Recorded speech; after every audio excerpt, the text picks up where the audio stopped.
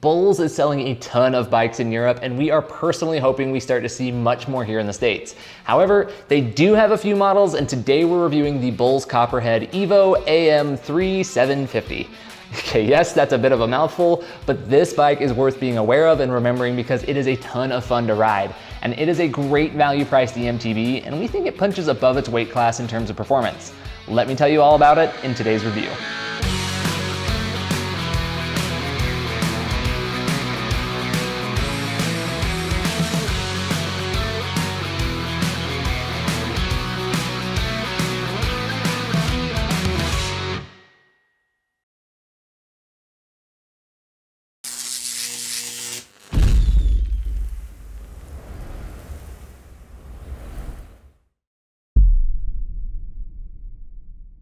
Hey everybody, and welcome back. I'm Griffin with Electric Bike Report, your #1 source for e-bike testing and analysis. Make sure to subscribe to the channel and hit the notification bell so that you can keep up with each bike that goes through our testing database.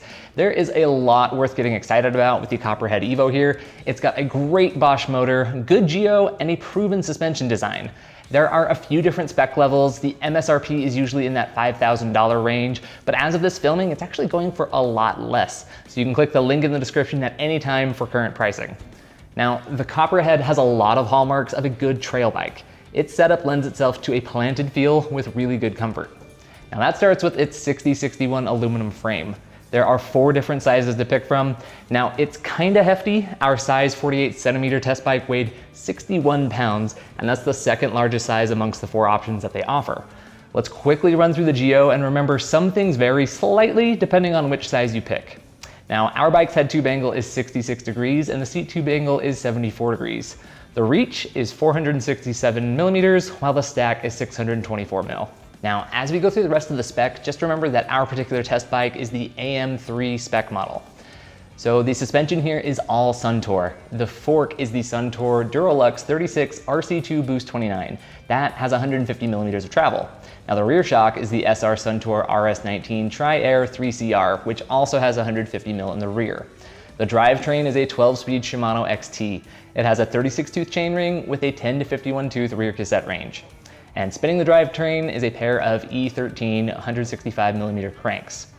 So the wheels feature Ride Disc 30 rims, Shimano mixed hubs, and are rolling on a pair of Schwalbe tires with a 29 by 2.6 inch Magic Mary Super Gravity up front with a 27.5 inch Hans Dampf Super Gravity in the rear.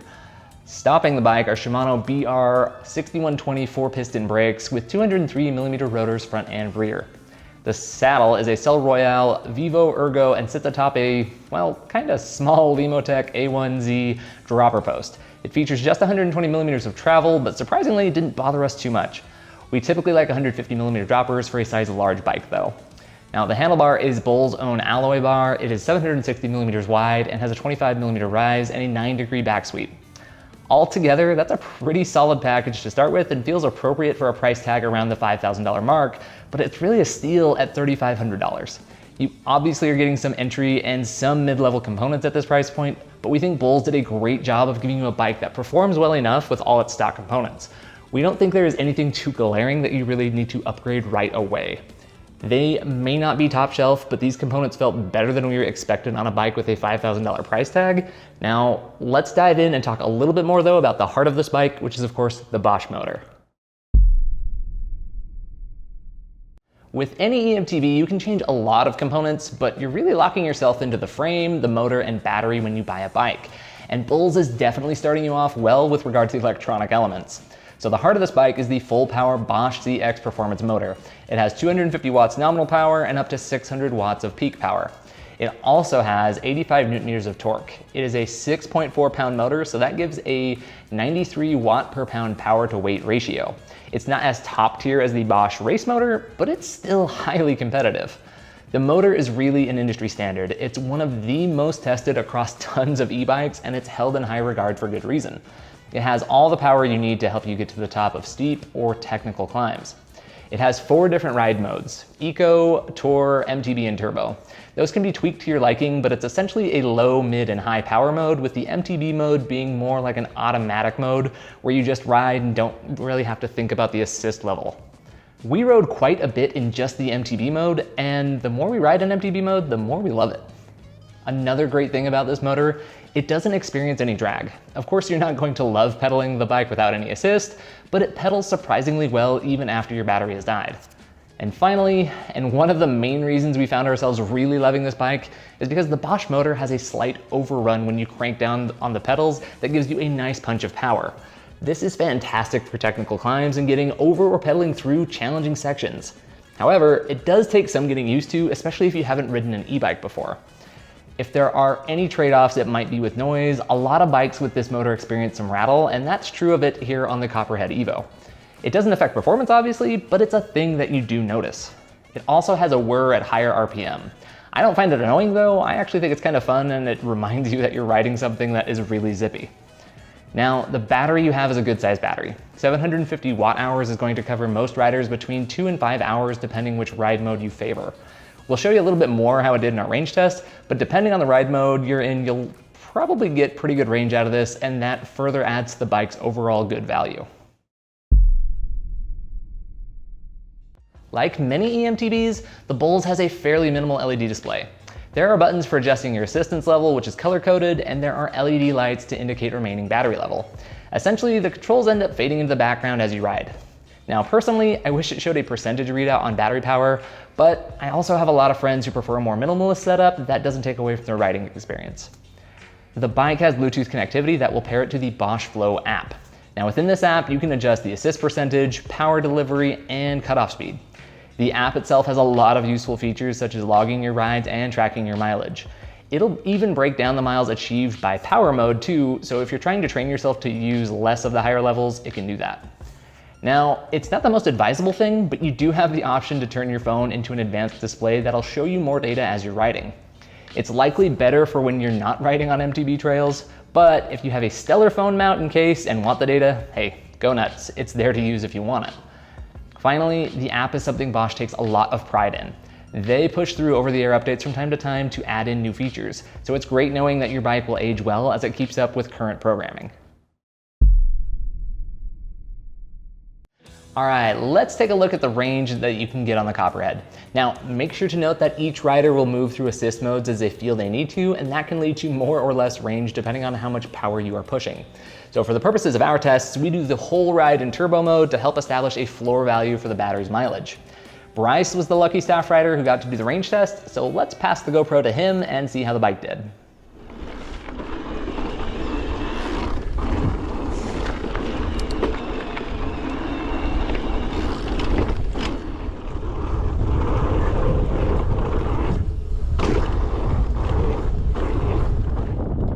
Guys, we are, let's see, you can see this, we're about 27 minutes in, 6.5 miles, average speed 14.5. We've climbed 890 feet. We're about ready to head down, a little descent before some cross country, and yeah, bike's feeling good. We've got 4 bars left on the indicator, so that means we're between 75 and 80% of the battery. So we'll check in again in a minute.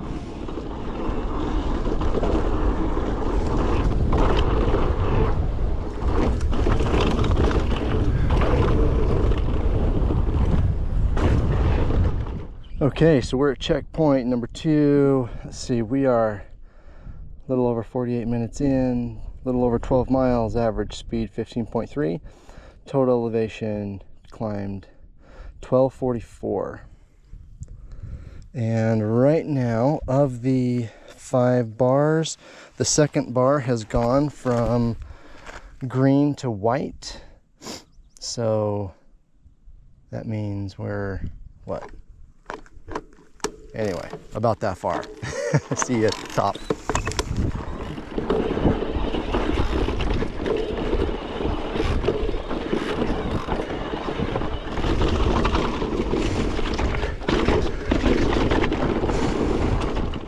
Okay, we're at the bottom of Zen, next checkpoint.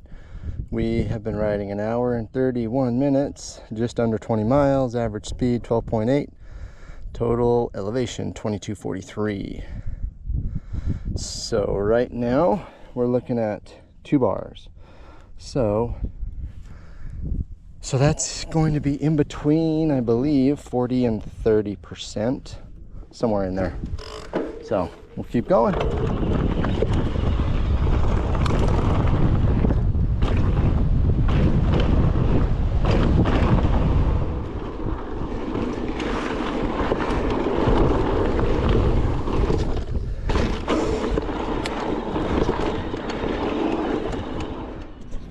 All right, so we are at the bottom of Bear Claw.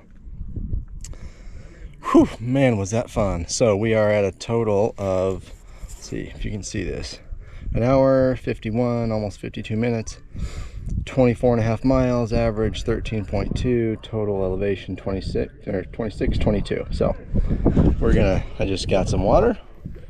We're gonna head out right now. The bike, let's see, we are at 2 bars left. On those last 2 bars, they turned to orange for whatever reason. So I'm assuming right now we are in between 15 and 20%, or between 10 and 20. Anyway, we're gonna head back out, finish this off. Okay, so we're heading back out, and looks like it's dropped to 1 bar. So that means it's under 20% battery left, but yeah, still feels like it's got full power. So we'll check back in. Okay, that last bar just turned from orange to red, so I'm assuming that's where we got just under 10%.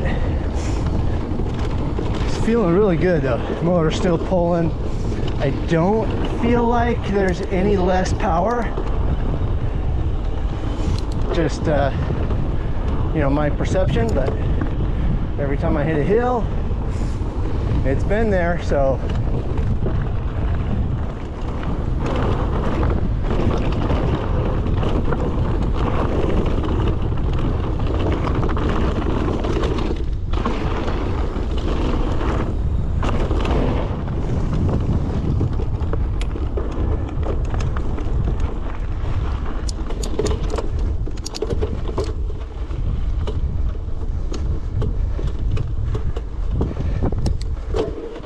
that red light is flashing, and I cannot feel any power coming out of the pedals.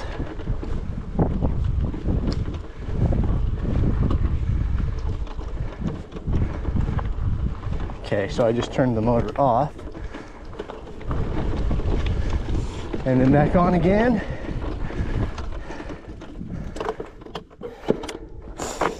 All right. Okay, so the final result was more impressive than we initially expected. Bryce got a total of 31 miles while climbing 3,115 feet. He averaged 13.7 miles per hour across 2 hours and 16 minutes of ride time. So while the bike is a little heavy, in part thanks to that 750 watt-hour battery, you go pretty far even on full power. 31 miles and over 3,000 vertical feet through some pretty rocky technical terrain is a solid ride. Unless you are trying to get a 6 to 7 hour ride in, we aren't sure you even need the full 750 watt-hour battery and could probably be fine with something a bit smaller. Now, what did we learn about the bike during the range test? Well, first, the motor rode hard to the very end. Bryce didn't really feel the power taper off much at all. It kept power until the last few hundred yards instead of tapering at 10 or 5% of battery. Second, the ride reinforced that the bike has good specs, but it's definitely a scenario where I think the whole is greater than the sum of the parts. Again, the components are more mid-level, but when you add a top-notch motor and solid frame and geodesign, it all just comes together very nicely. Bottom line is that everyone who tested this bike enjoyed it much more than we expected given its weight. We are really picky when it comes to that kind of stuff. A lot of what we credit though goes to the motor and the geometry. So each and every bike we test at Electric Bike Report gets to go on a trip to Hellhole. It's our standardized hill test that has a 1/3 of a mile climb over a 12% average grade. Now after that, we take the eMTBs to a second trail to see how it does with more loose technical terrain. I'll pass it over to Justin to show you how it did. All right, we are on the Bulls Copperhead EVO AM3 that comes with that Bosch Performance CX motor, and doing the pedal test up hellhole. So we're gonna see how this motor kind of compares. You know, on the trails it feels super punchy, very powerful. This is like a steady climb, and I'm not pushing it too hard. I do have to push it a little bit because it's a mid-drive motor, but I'm trying to be consistent as we test all these motors. So we can really kind of see how they compare in terms of power. You know, there's 85 Newton meters of torque on this motor. Feels very punchy. It's kind of what the Bosch is known for. I'll let you listen to the motor through this section.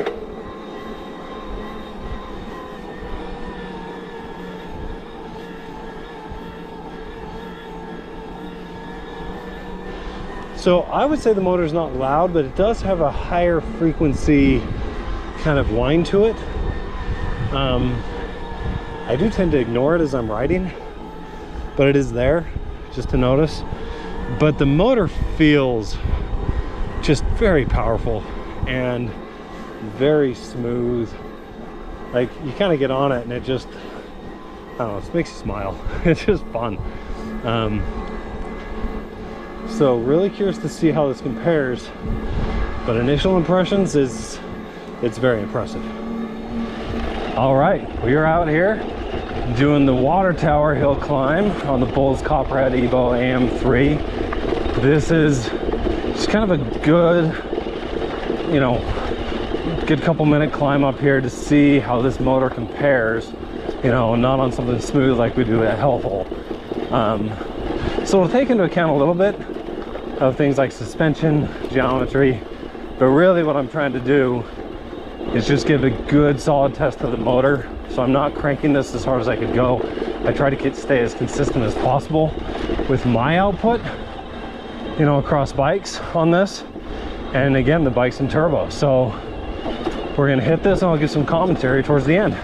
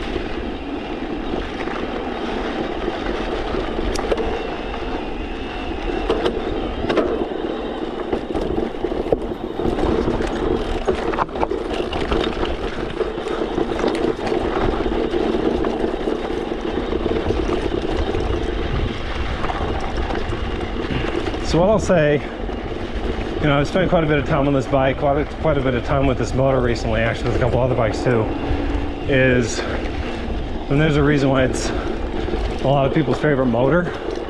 I would say one of the #1 reasons is actually the slight overrun that you get when you kind of start going. It's giving you a nice boost of power. So on a climb like this, that's not necessarily going to be the advantage. So there's more kind of the torque, the wattage output that it creates, and I don't have any complaints. Like there are more, you know, high wattage motors, torqueier motors. This thing just feels very solid, very smooth when you're climbing, very natural, and pretty dang powerful. And we'll see what, as I get to the end here, you know, we'll check the tape.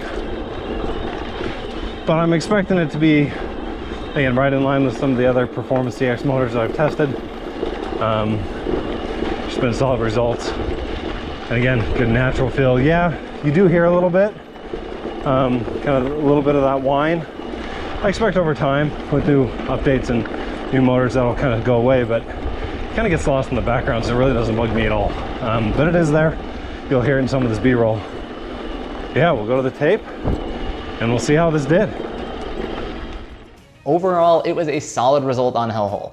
Justin finished with a time of 1 minute and 39 seconds with an average of 11 miles per hour.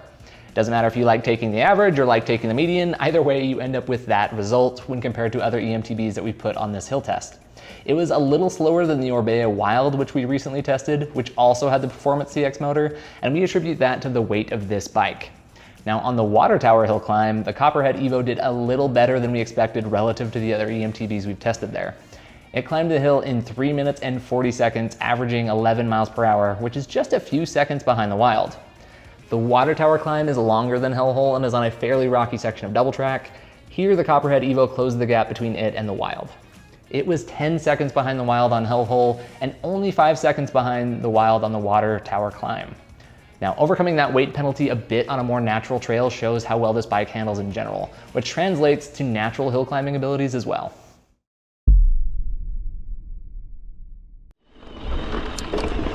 All right, so far we're maybe 2-3 miles in. Motor feels great, very natural feeling. Of course, running boost mode, so feels almost effortless. Still trying to keep the cadence up as normal as I can, and then whew, in addition to that, you know, just pulls you up stuff. Man, this motor is just strong. Once you hit a hill, yeah, you can be in almost any cadence range and it'll just torque you right up.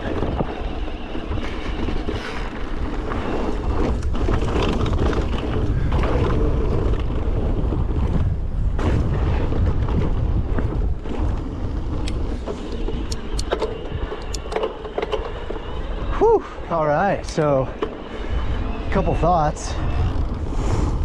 Motor feels really good. I think there's some tuning you can do in the app. So right now, we just got it straight out of the box, so there's no adjustments or anything that we've done. But man, it feels really good. Pedaling over the limiter seems to be quite a chore, like more than just what it would feel like pedaling a heavy bike. So I don't know if that's just the drag or what, but anyway, kind of some thoughts on the downhill initially as we're getting into this. And pedaling through this chunky stuff is like no problem at all. Just kind of scoots right through. There we go, just a little steep roll. How does it do? Great, a little harsh at the bottom, but to be expected. Kind of a heavy bike.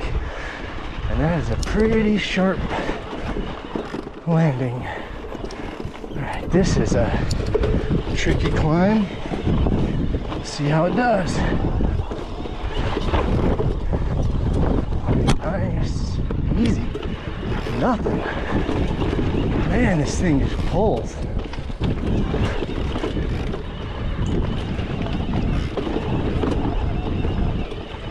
Wow, so good, you guys.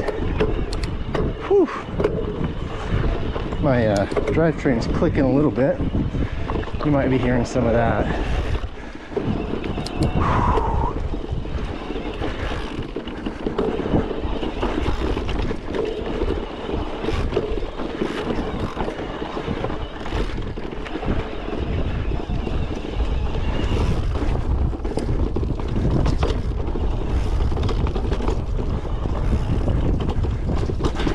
Take the easy line.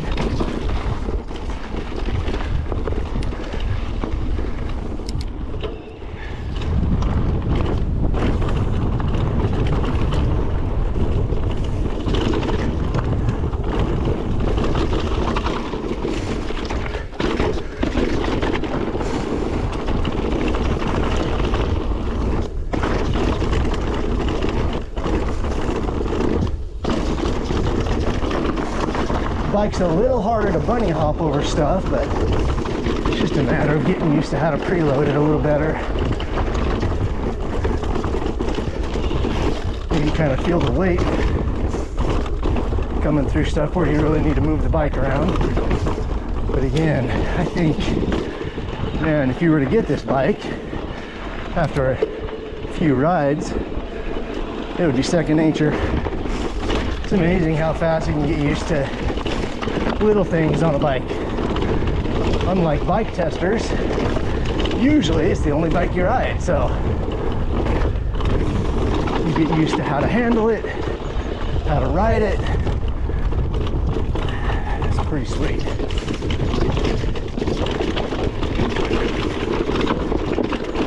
One thing I've been noticing, like a lot of people talk about with the Bosch motor, is there's, you know, coming downhill when you're freewheeling, not pedaling, you can hear the little bit of a rattle.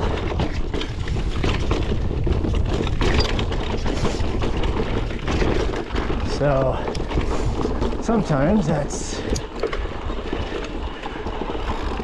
get confusing as to whether that's a motor rattle or if that's something else, but it's just the motor. But I'll tell you what, I'll take that motor rattle if it means that I have to get to use this motor. It is sweet.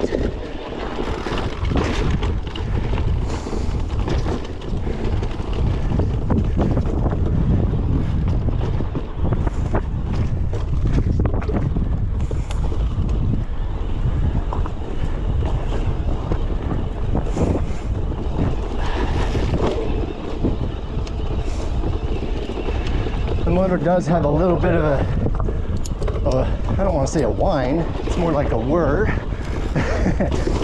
but it's there. Kind of sounds like, a little bit to me, it kind of sounds like a breeze. It's like a little bit high pitched, not too bad though, certainly not annoying.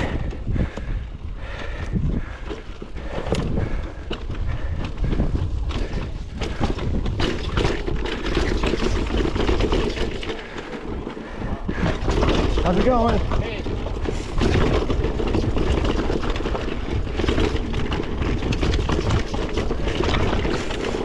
Hey. Okay. Pretty steep section right there. Coming down, chunky, rough. And I have to say, that was a spot I was a little worried. Not worried, interested in seeing how this bike would handle, because it's got a little bit steeper head angle, and the dropper post on this bike, size large, is I believe 125 mil. So most of my bikes are size medium, and I have 150 droppers on most of those. And I have to be honest, like, even at 150, I sometimes wish I had a little bit more, but that was no problem. The seat, nothing was in the way. I felt comfortable going down that. And then at the bottom, there is a hard right turn with a couple little ledges to roll through, to roll off. That part, whew, that part's a little tricky, but man, I felt confident and comfortable until I had to say hello and kind of looked up. Anyway, yeah, that was good. Really good. I have to say, like, slow tech on this bike is surprisingly good. Sharp turning. It does have a little bit narrower bar width, so I believe they're 760s, and I think that helps as well. Coming down some of the faster stuff, I haven't felt twitchy or unstable or uncomfortable at all. I have to say, I don't want to be like fanboy here, but this is a great bike. It really is. Okay, these are the last switchbacks before we get to the top of Zen. And man, this climb on Zen has been so nice.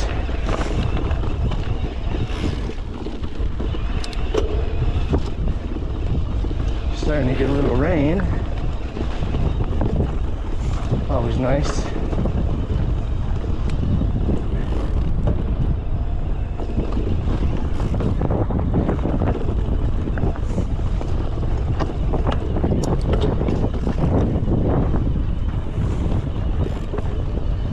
Man, this bike handles so well, you guys. It really does. I mean, the suspension seems a little bit stiffer, but man, it can handle just about anything so far. It's been so good.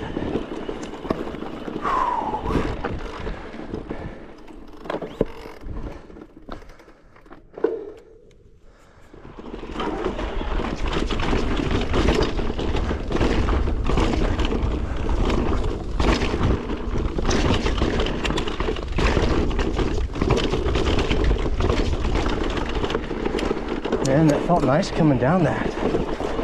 Like I said, the suspension off the top seems a little harsh, but when you get into rough stuff, man, it doesn't feel like you're gonna hit bottom for a while.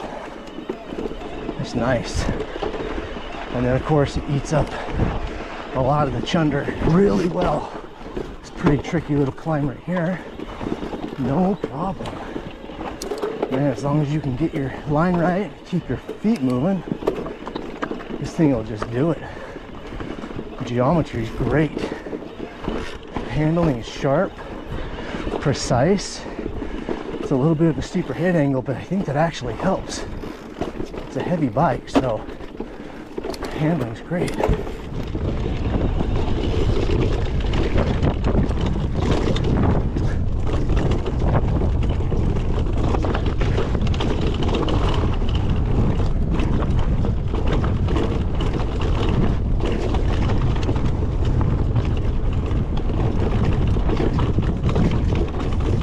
One of the things I've noticed, at least on writing technical stuff, is if it's chunky, like coming downhill, the bike doesn't seem to roll that fast through stuff. It goes through it just fine. I've just been on other bikes that will get through it a lot faster. So that would be one criticism, but then again, there's trade-offs, because I think that's attributed to the stiffer feeling of the suspension off the top. So still super fun. When I was getting ready to test this bike, I have to say I wasn't like overly excited about it, and I'm happy to say I'm pleasantly surprised. So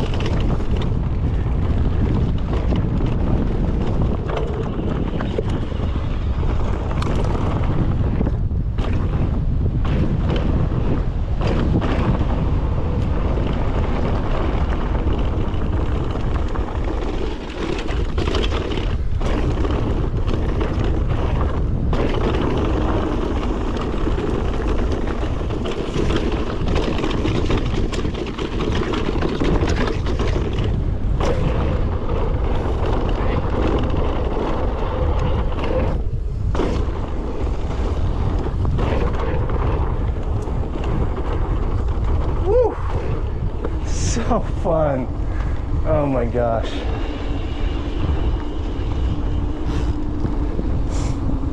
So one thing I haven't really said much about, and I probably don't need to, but the brakes they spec'd on this bike, man, they're like so good. I love Shimano brakes. There's just enough bite. They're light to pull. Anyway, they've got a interesting spec on this bike where they, especially for an e-bike, they've got a 2-piston brake in the rear and a 4-piston in the front. Most bikes come spec 4-piston front and rear, but no problem slowing down with this, none at all. The other standout spec on this bike are the tires. Schwalbe Magic Mary Big Betty combo, 2.5 and 2.6 I believe, and I've got them with, I believe, a 24 psi in the rear and a 21 in the front. No issues, tons of grip, going through chunky rocky stuff. Didn't even have a hint of a rim ding, even at pressure's that low. So anyway, I would say that's a standout. All right, let's see how it does on these drops.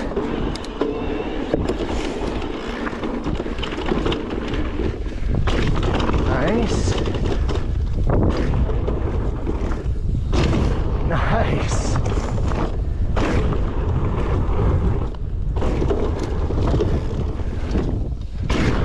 Man, it feels good at the bottom of that. No squirminess.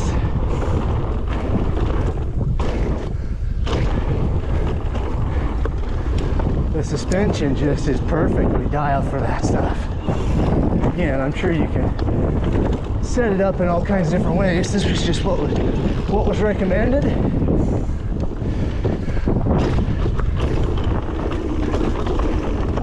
Yeah, buddy. Whew, so fun. Oh my gosh, you guys. E-bikes are fun. Okay, so I'll briefly attempt to summarize the thoughts and a few of the highlights that Bryce shared on the trails and what the team has found throughout our testing. Overall, this bike is surprisingly easy to control for how heavy it is. If you start to exceed 20 miles per hour, that's when you definitely notice the weight more without the motor's help. But everything feels pretty dialed in and comfortable. From riding up and over techie sections to fast and flowy downhill, we really like the feel of this bike. You don't really notice the weight. The motor feels very punchy and powerful throughout the trail, and the suspension feels great on jumps, drops, and rocky downhill sections. Overall, it's a super fun eMTB to ride, and again, we think at $5K, it is great value. And if there is any chance you can get this for under $4K, we think it's a steal and a half. There's definitely some areas I could see myself wanting to tweak, the main one being a longer dropper post, but I think for the price of this bike, you'll be pretty impressed by all that it can do. With this bike, you get a fully capable and fully powered ride that honestly just rips. Its price is more on the affordable side of the greater eMTB spectrum, and there's not really any glaring component that you're replacing immediately in order to save money up front. The popularity of Bulls overseas is undeniable, but here in the States, it's a somewhat under the radar option that to me had great value and will make a fun option for people looking to explore a variety of trails. Really, our biggest complaint is that Bulls isn't currently offering any of their higher end or full carbon bikes here in the US just yet. However, if you're one of the lucky riders across the pond, you'll have a ton of different options from Bulls.